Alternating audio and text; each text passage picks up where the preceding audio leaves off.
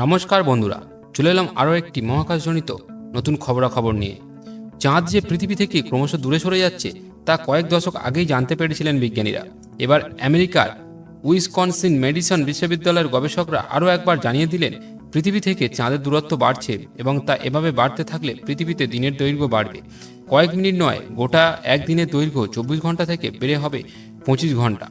তবে এমন দাবি কতটা সত্য তা নিয়ে সংশয় রয়েছে, কারণ এই থিওরি এখনও পুরোটাই গবেষণার স্তরে রয়েছে এবং সেটিও একটি ধারণার উপর ভিত্তি করে তৈরি হয়েছে।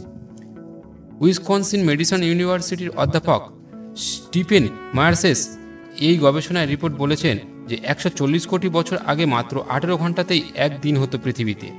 সেই সময়টা বেড়ে বেড়ে এখন পৃথিবীতে প্রায় 24 ঘন্টায় এক দিন হয়, যা ক্রমে আরও বাড়তে থাকবে বলে দাবি গবেষণায়। তবে সেই দাবি যদি সত্যি হয়ও তাহলে চিন্তার কোনো কারণ নেই, কারণ সেই পরিবর্তন হতে সময় লাগতে পারে প্রায় 20 কোটি বছর। তথ্য বলছে পৃথিবী থেকে চাঁদের বর্তমান দূরত্ব 3,84,400 কিলোমিটার। এখন চাঁদ প্রতি বছরে প্রায় 3.8 সেন্টিমিটার করে পৃথিবী থেকে দূরে সরে যাচ্ছে। চাঁদের এই দূরে চলে যাওয়াই পৃথিবীতে বড় পরিবর্তন আনতে পারে বলে মনে করছেন ওই গবেষণায়। সেটা কিভাবে সম্ভব?